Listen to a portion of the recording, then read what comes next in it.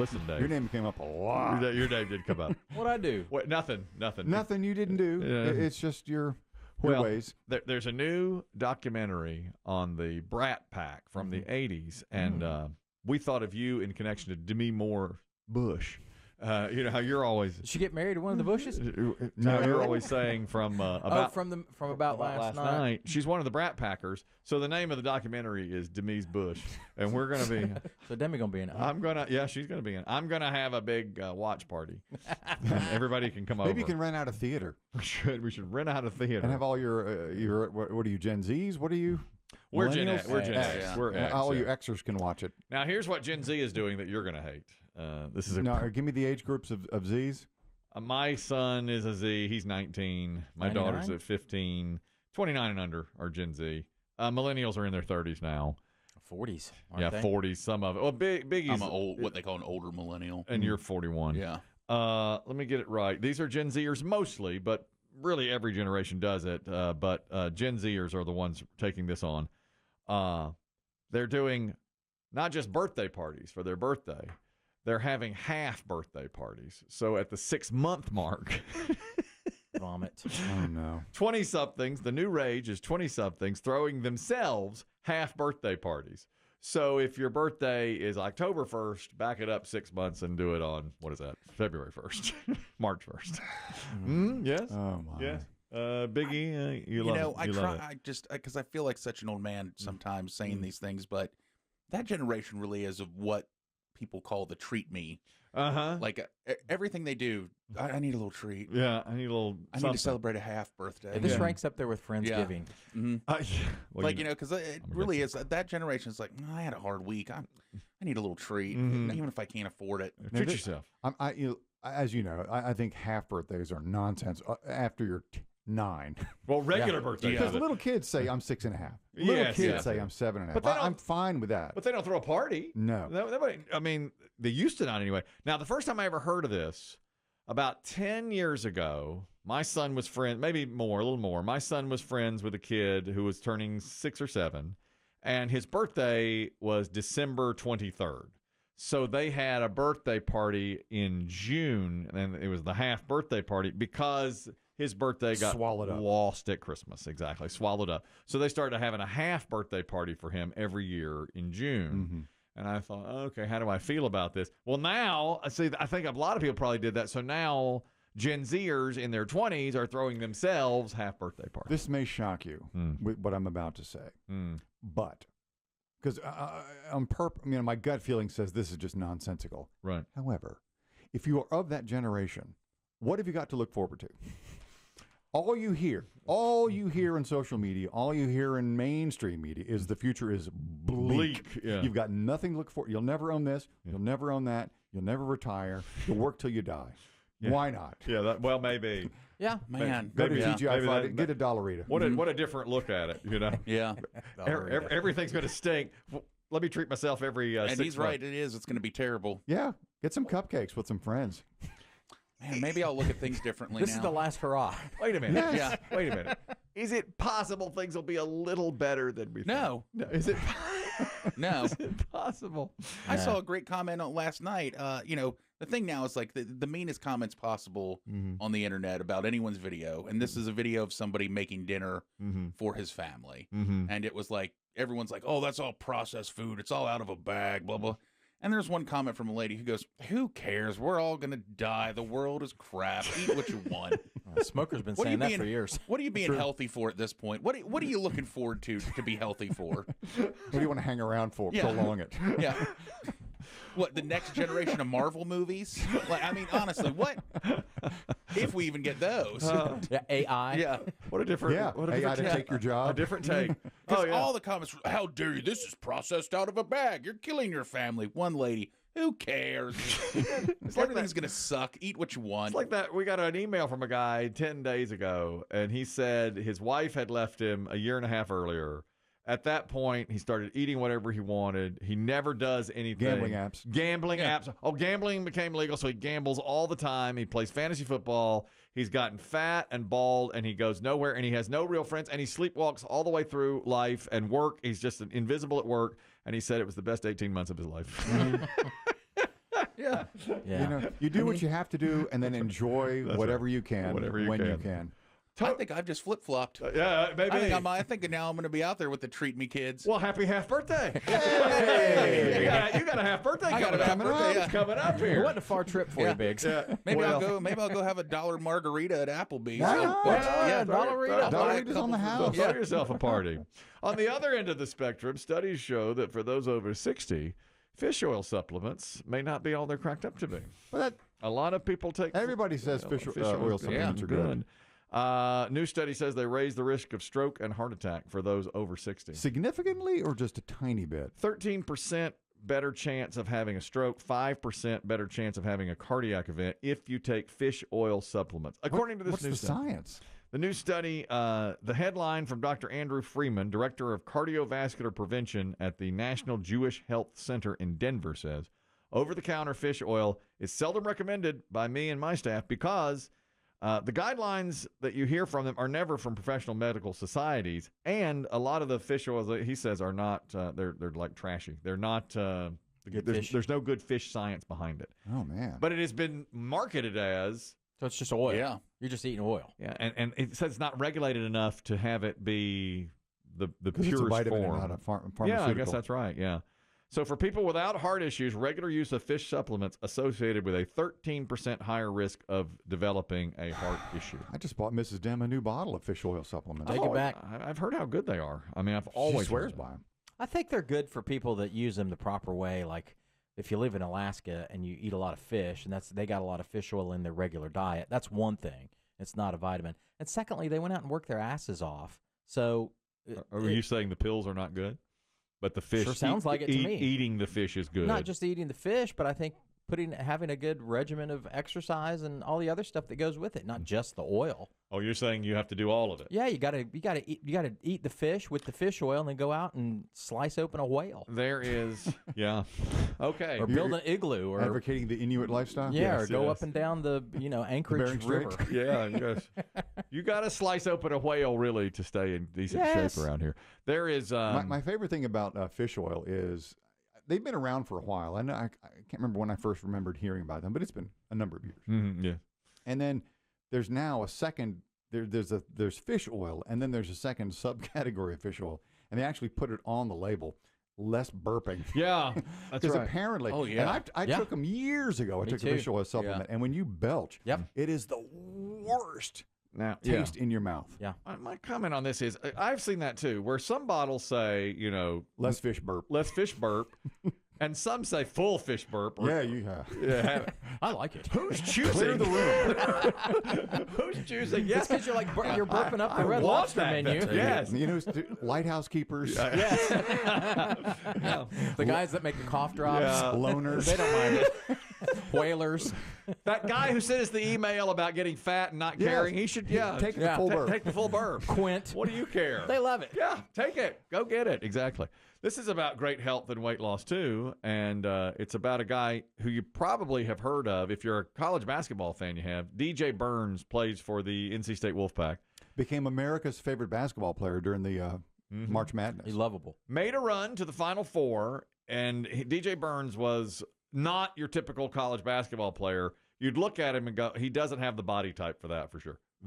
Very heavy for a Listed college. at 245. We thought that was Yeah. a little light. More like 310, I think most people are saying. I mean, the announcers would say he's 3 bills if he's an ounce, and he's listed yeah. at 245. But had great feet. I mean, ball. So could smooth, move, yeah. could move. Well, now he is training. He's going to be in the NBA draft.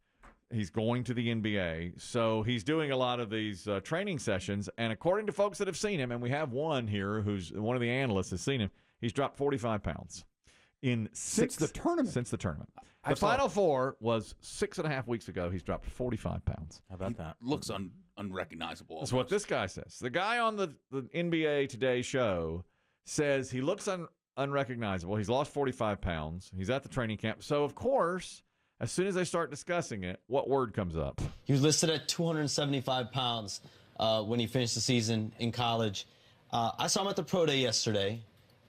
He looked totally different. What? I talked to him afterward. He has lost 45 pounds in the last 6.5 weeks. He said he's doing cardio Ozempic? workouts at 5. Oh, they're Oh, there mothering it it. is. Oh, is it Ozempic? You heard it. What is it? Ozempic? He told me, was thinking the same he told me no Ozempic. Nothing wrong with that. He told me no Ozempic. Fair enough. And him and his rep actually made a point to say no Ozempic was used during these 45 pounds lost. So I saw him. He looked totally different. Shout out to DJ Burns Jr. He's trying to make a name for himself. Commitment. All right. Commitment. It's Commitment, Ozempic. It's cardio work.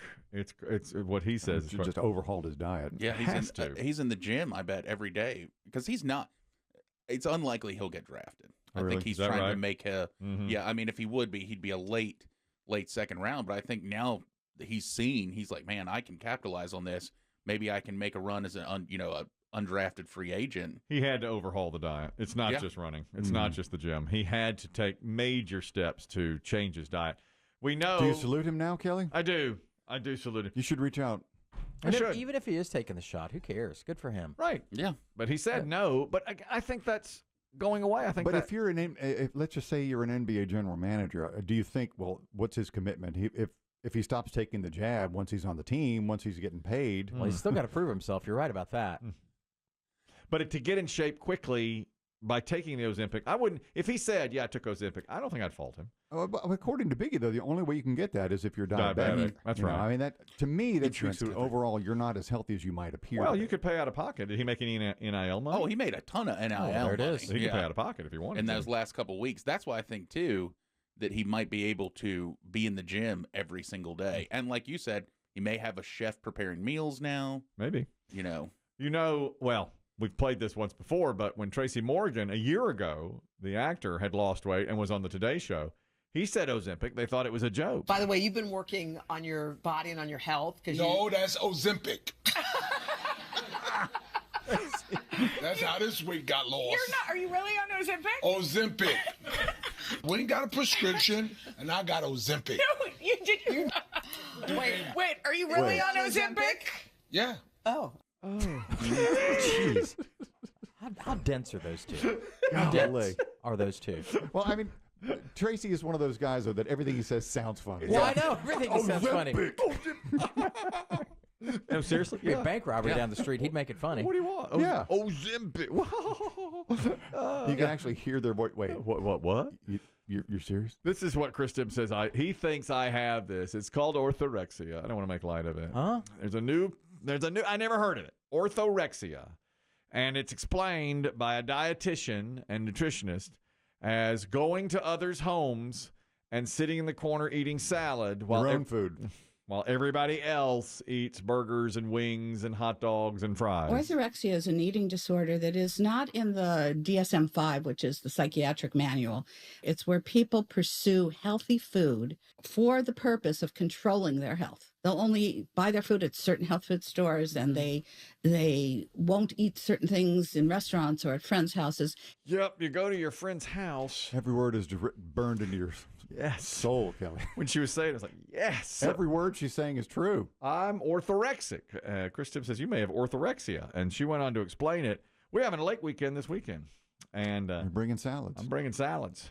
And drinking the lake. I'm drinking bottled water and eating salads. And everybody else will be having ribs and burgers and Cookies and chips. Loving life. cake. and Watermelon. they'll be out on the boat just listening to the music. Jelly roll. Jelly roll. It's gonna, Morgan.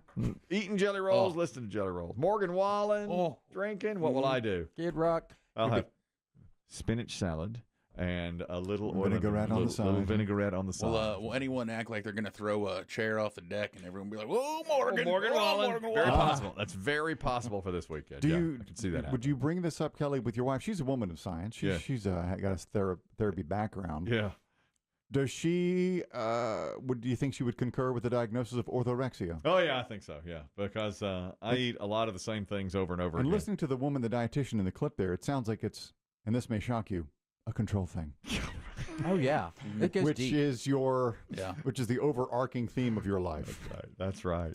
See, I've always thought you had better than euxia, where you just want Is that one of the big five? where you just feel you want to feel superior. That's right. So I've always thought you just had that because anytime somebody especially poor BB Shea, because he'll eat anything around you. And I he'll be know. like, I can't have that. I don't eat that. That's right. Well, yeah, we used to call those smug alerts. Yeah. Smugexia. Yeah, maybe smugexia. Maybe but that's what I have. I always called it better than you exia. Maybe that is the disease of choice. Another that I- donut, BB Shea? You would. Sorry. My better than you exia is showing. I was diagnosed last week. Cover that up. That's right. One more health note here. This is morphed into a health report. Startling numbers to me here now. For the first time ever, they say more Americans are smoking marijuana on a daily basis than drinking alcohol on a daily basis. Believe it. You think that's true? Because I they do. smell it everywhere. I smell it everywhere. And now you can't smell liquor everywhere because it's a little more faint. But, but the pot's everywhere. Every day, almost every day. But I think it's misleading. I wonder, my question was, the headline of the study, which was done at Carnegie Mellon University. Good school. Yeah. Yeah. Says Americans smoke marijuana daily more than they drink alcohol daily. But then in the body of the article, it says they use marijuana daily. So I wonder if the edibles count. You know? If that counts, I certainly believe it. You know, I would say that. Now you've got a lot of like THC seltzers out there, and their whole push is, hey, enjoy a relaxing time without the hangover the next day. And coffees. Mm-hmm. Yeah. And your vapes. I don't know about the deltas because marijuana is not. That's not your delta. No. But and we've discussed this a few times. But last year, 17.7 million people reported using marijuana daily, compared to 14.5 million who said they drank daily. Now, alcohol still sells more because you get the person who drinks once a week or whatever. But as far as daily use, it's marijuana usage over alcohol usage for the first time. At one point in the early 1990s, marijuana use was at its all-time low. It was 1 million people said, I used marijuana every day. 1 million. Now it's 17.5 million. It's gone that much higher, 17 times as much in the last 30 years. Because a generation went by from the 60s and 70s to the 90s. Is that one? Oh, yeah, so maybe that's right. I think. And now, of course, with the legalization. And then you're coming off of Nancy Reagan. Yeah. The Just Say No people. Right, that's right. That got to me. Oh, well, yeah, it didn't Did do it? much to get to you. That absolutely got that. Are you sure you didn't have her face on your wall while you blew bong hits onto it? Yeah. As soon as George Bush was elected, you were hitting it. Got that old bags out of the way. Shut up. We started with a bush, we end with a bush. In this segment, Dave brought it full circle. I'm curious about you brought up, Kelly, the legal states in marijuana. If you do live in a legal state and then just turned legal, do you turn your back on your dealer? Do you now just go down to Weed or Us? I guess you do. I guess that's right. What if he's got a better price? Are the dealers being left in the cold? Now Biggie said that happens. And still his too, stuff right? is better. Yeah. I've heard that in California, the legal fields are just going to seed because the people are still buying the cheaper stuff from their dealer. I wonder if it's because it's quality. It's about quality, yeah? Or maybe price. Is it quality, Kelly? Well, Kelly, it's price. I don't. Not quality. I don't know. Smoke two. I'm not answering these questions. Smoke two instead of one. I'm not answering these. You'll get there. John, you're talking about marijuana usage. Go ahead. Absolutely. I'm a registered nurse, and I put people to sleep for a living for colonoscopies. And let me tell you, it is astounding the amount of marijuana use daily among just straight-laced looking people. Yeah. Apparently. You can see that? By checking back there. Wow. Yeah. Oh, yeah. Look at this guy. Man, this guy's a Pull the user. sheet up. Oh, yeah. Ladies, come look at this. Listen, here's the number he's talking about. Okay, what percentage of people, I'll let you guess, who use marijuana use it daily, would you guess? If you're a marijuana user and they say, we use it daily. I bet it's more than a third, but not half. All right. Really? I was thinking more like 20%. Chris Demm's right. 42%. My God. That's almost half of people use it. So you'd concur with this, John. You know this. 100%. Yeah. Do they have to put that on the paperwork, John, when they come in? Self-reporting is always nice because then to pull a little extra drugs. But for the most part, nobody reports it till you're in there and you're elbow deep trying to get some extra fentanyl and Versed in them. Okay. So it takes you extra drugs to put them under. Absolutely. And that's how you know that they're marijuana. Wow. I didn't know that. So what you said, you can tell that, is right. He can tell that. Yeah. That's great. So they're counting down from 100 and they get to like the 70s. Yeah. You know something's wrong. More gas. Yeah. Nobody's ever gone this far. 40, 39, 38. I'm not feeling it. When are we going to start? I I don't feel anything. You got another appointment. That's crazy. Yeah. That really is. Wow. Great health report. Great health report there. Yeah, that was pretty decent Wrap for it once. up.